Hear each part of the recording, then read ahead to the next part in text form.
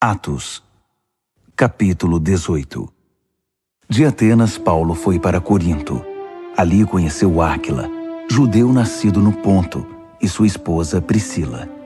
Eles tinham chegado havia pouco tempo da Itália, porque o imperador Cláudio havia expulsado os judeus de Roma.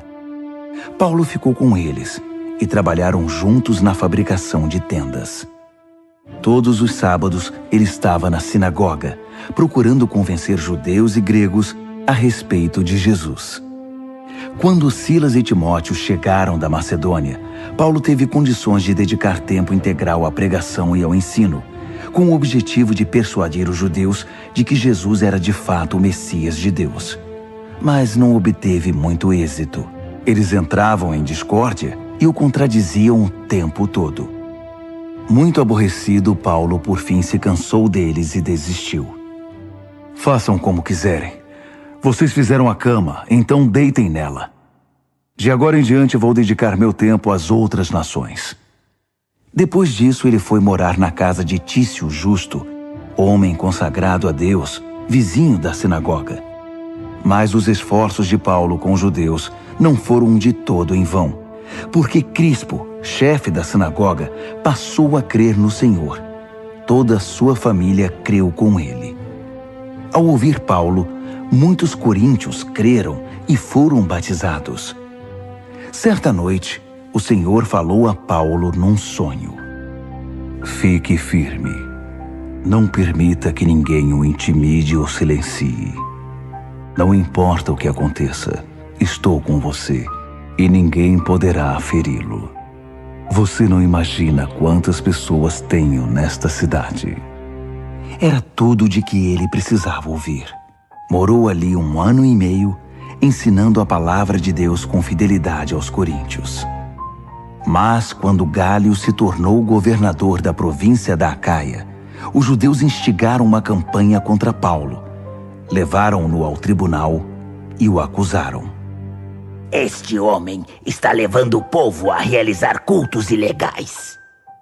Paulo estava prestes a se defender, quando Gálio o interrompeu e disse aos judeus: Se isso fosse um caso de conduta criminosa, eu os ouviria de bom grado.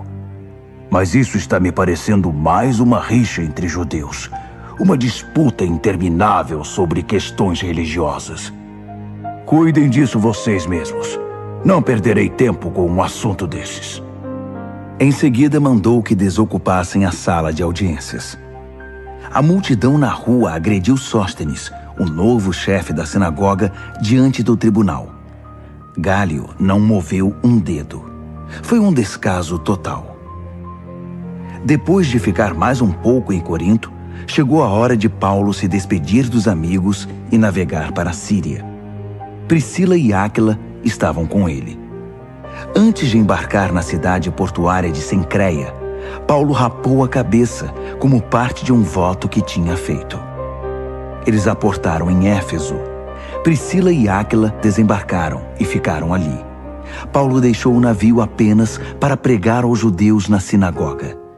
Eles queriam que ele ficasse mais tempo, mas Paulo disse que não podia. No entanto, depois de se despedir, prometeu: Eu voltarei, se Deus quiser. De Éfeso ele navegou para Cesareia. Saudou a igreja ali e foi para Antioquia, completando a jornada. Depois de passar um tempo considerável com os cristãos de Antioquia, Paulo partiu outra vez, agora para a Galácia e a Frígia, refazendo a antiga rota, cidade após cidade, sempre encorajando os discípulos. Foi então que um homem chamado Apolo apareceu em Éfeso. Ele era judeu nascido em Alexandria, no Egito, orador muito capaz, eloquente e excelente pregador. Conhecia bem o caminho do Senhor e era cheio de entusiasmo. Seu ensino a respeito de Jesus era preciso até certo ponto, pois ele só conhecia o batismo de João. Priscila e Áquila o ouviram quando ele pregou com poder na sinagoga. Depois o chamaram à parte e o deixaram a par do restante da história. Apolo decidiu seguir caminho até a província da Acaia.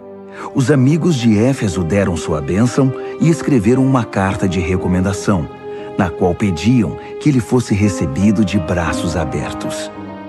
A boa recepção foi recompensada. Apolo revelou ser um grande auxílio para os convertidos pela imensa graça de Deus. Ele era muito bom no debate público com os judeus, pois apresentava provas convincentes pelas Escrituras de que Jesus era de fato o Messias de Deus.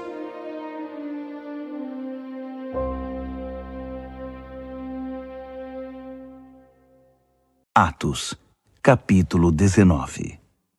Enquanto Apolo estava em Corinto, Paulo seguiu o caminho pelas montanhas e chegou a Éfeso, onde encontrou alguns discípulos. Assim que ali chegou, perguntou a eles: Vocês receberam o Espírito Santo quando creram? Vocês o acolheram no coração? Ele está mesmo em vocês? Nunca nem ouvimos falar de Espírito Santo. Deus dentro de nós? Como foi então que vocês foram batizados? Perguntou Paulo. No batismo de João, responderam. Paulo disse: Isso explica tudo. João pregou um batismo de mudança radical de vida para que o povo pudesse estar pronto para receber aquele que viria depois dele, Jesus. Se vocês foram batizados no batismo de João, agora estão preparados para o que realmente importa, Jesus. E eles estavam. Assim que ouviram isso, foram batizados no nome do Senhor Jesus. Paulo impôs-lhes as mãos sobre a cabeça, e o Espírito Santo veio sobre eles. E louvavam a Deus em línguas, e falavam a respeito dos atos de Deus. Havia cerca de 12 pessoas ali naquele dia. Em seguida, Paulo foi para a sinagoga. Ficou na cidade 3 meses, trabalhando para apresentar a eles o reino de Deus de maneira convincente. Mas começou a surgir resistência por parte de alguns, que começaram a espalhar boatos sobre o estilo de vida cristão. Paulo retirou-se levando os discípulos com ele, e se estabeleceu na escola de Tirano, ministrando aulas diariamente. Fez isso por 2 anos, dando a todos na província da Ásia, judeus e gregos, ampla oportunidade para ouvir a mensagem do Senhor. Deus fez coisas poderosas e incomuns por meio de Paulo. A notícia se espalhou e as pessoas começaram a trazer peças de roupas, lenços, mantas e coisas semelhantes para que tocassem com elas Paulo e depois os doentes. Foi impressionante. Os doentes eram curados e restaurados. Alguns exorcistas judeus itinerantes estavam na cidade e tentaram fazer o que pensavam ser o jogo de Paulo. Mencionavam o nome do Senhor Jesus às vítimas de espíritos malignos, dizendo: Domino você pelo Jesus pregado por Paulo. Os 7 filhos de um tal de Seva, sacerdote principal judeu, tentaram fazer isso com um homem. E o espírito maligno respondeu: Conheço Jesus e já ouvi falar de Paulo, mas quem são vocês? Então o possesso ficou enlouquecido. Pulou sobre os exorcistas, que levaram uma boa surra e ficaram de roupa rasgada. Nus e sangrando, eles fugiram dali. O fato se tornou conhecido de toda Éfeso, entre judeus e gregos. Espalhou-se a convicção de que Deus estava por trás de tudo aquilo. A curiosidade a respeito de Paulo transformou-se em reverência pelo Senhor Jesus. Muitos dos que creram abandonaram a feitiçaria. Magos e feiticeiras vieram com seus livros de feitiços e fizeram uma fogueira imensa com eles. O valor dos livros chegou a 50.000 moedas de prata. Assim ficou evidente que a palavra do Senhor fora vitoriosa em Éfeso. Depois disso, Paulo decidiu que era tempo de ir para as províncias da Macedônia e da Acaia, e de lá para Jerusalém. Ele disse: Vou para Roma. Preciso ir para lá. Ele enviou 2 de seus assistentes, Timóteo e Erasto, para a Macedônia, mas ficou na Ásia para resolver alguns assuntos. Antes de partir, Ocorreu em Éfeso um grande tumulto a respeito do que era conhecido como o Caminho.